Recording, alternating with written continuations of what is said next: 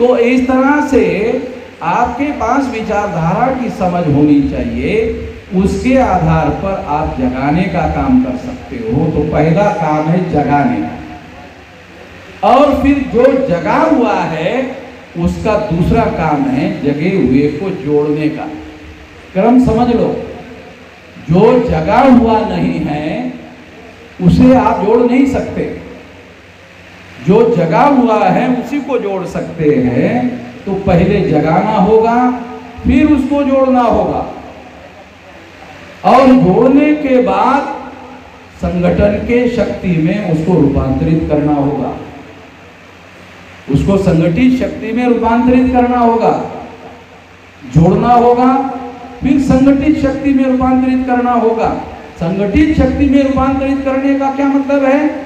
संगठन के उद्देश्य, विचारधारा और कार्यक्रम को लेकर वो अपनी बुद्धि, पैसा, हुनर, समय, श्रम लगाने का काम करे। तुम्हारा जगह एक संगठित शक्ति में लगा हुआ है, ये बना हुआ है।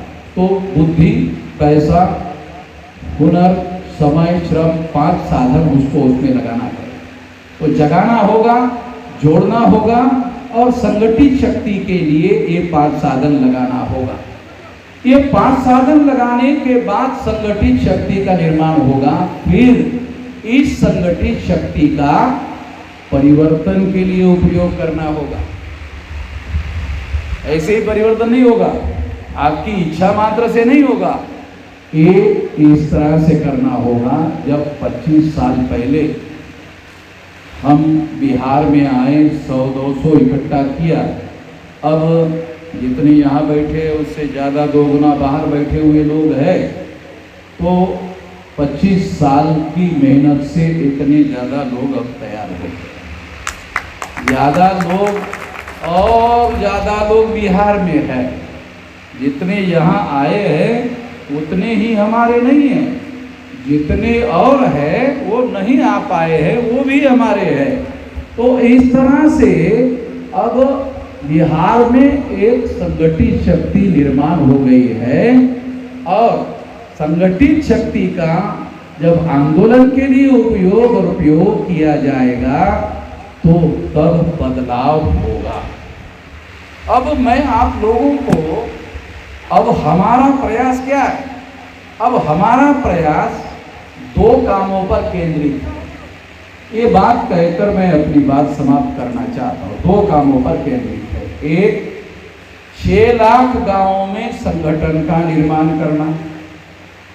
तो ये बिहार में निर्माण करना आपकी जिम्मेदारी है, सारे देश भर में निर्माण करना मेरी जिम्मेदारी है। बिहार में ये निर्माण करना आपकी जिम्मेदारी है, और बिहार के अलग अलग जिलों से जो लोग आए हैं अपने अपने जिले में निर्माण करना उनकी जिम्मेदारी है।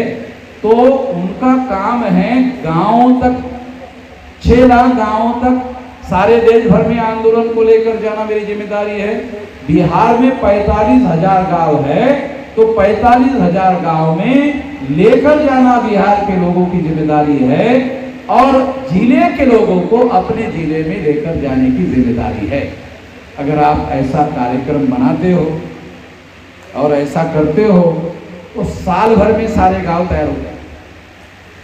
सारे गांवों में आप अपना यूनिट खड़ा कर सकते हैं एक साल में, अगर आप संकल्प कर लेते हो। कोई भी काम करने के लिए संकल्प होना बहुत जरूरी है, डिटर्मिनेशन होना बहुत जरूरी है। और अगर संकल्प नहीं किया जाता है तो आदमी बीच में ही छोड़ देता है। तो इसलिए संकल्पवान होना बहुत ज़्यादा जरूरी है। आधे अधूरे मन से कोई काम नहीं करना चाहिए। या तो करना है तो संकल्प लेकर करना चाहिए, या तो नहीं करना चाहिए। एक तो ये काम हो जाएगा, राष्ट्रव्यापी आंदोलन खड़ा हो जाएगा। जैसे एग्जाम्पल के लिए आपको बताता हूँ, 9 अगस्त 1942 को गांधी जी ने अंग्रेजों के विरोध में क्विट इंडिया मूवमेंट शुरू किया था, भारत छोड़ो आंदोलन। अंग्रेजों को कहा भारत छोड़ो, तो सारे देश के लोग सड़कों पर उतर गए। सारे देश के लोग सड़कों पर उतरने के बाद अंग्रेज लोगों ने 42 के बाद भारत छोड़कर जाने का निर्णय लिया, और 15 अगस्त 47 को बालक छोड़कर चले गए। तो इस तरह से ये जन आंदोलन का परिणाम हुआ था।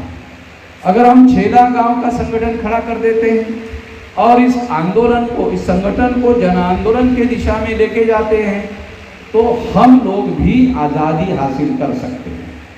ब्राह्मणों ने अंग्रेजों से आज़ादी हासिल की, ध्यान रखो, ये हमारी आज़ादी नहीं है। ब्राह्मणों ने अंग्रेजों से आज़ादी हासिल की, तो राज ब्राह्मणों का है। अभी जो राज है वो ब्राह्मणों का है।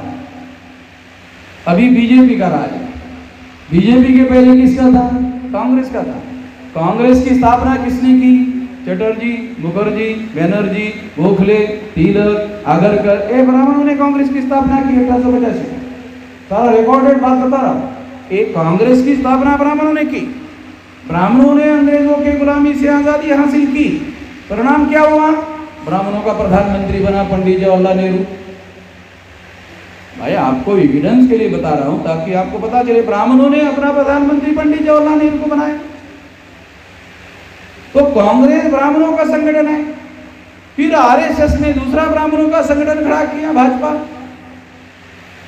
और भाजपा ने अपनी सरकार बनाई। उसका प्रधानमंत्री नरेंद्र मोदी को एक पिछड़े वर्ग के आदमी को बनाया।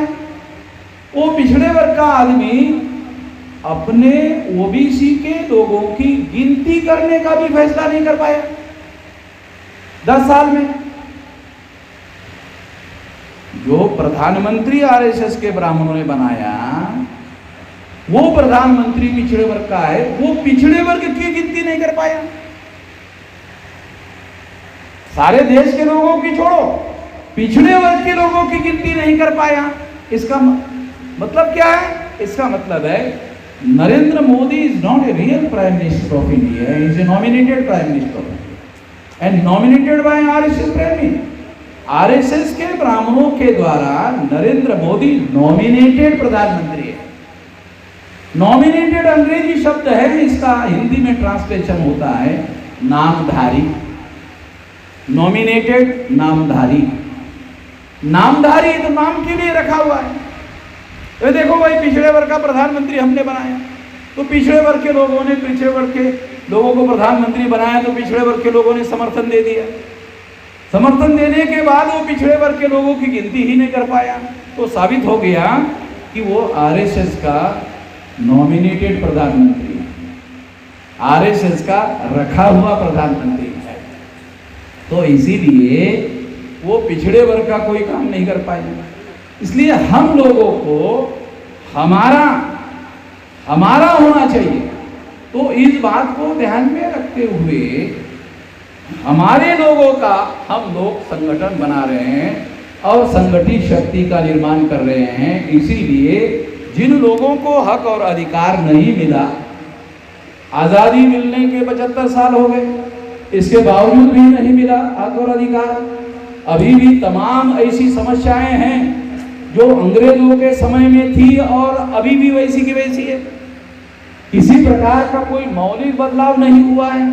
इसलिए हम लोग, हमारा संगठन होना चाहिए, हमारा आंदोलन होना चाहिए और हमारे लोगों के लिए आवश्यक बदलाव होना चाहिए, परिवर्तन होना चाहिए।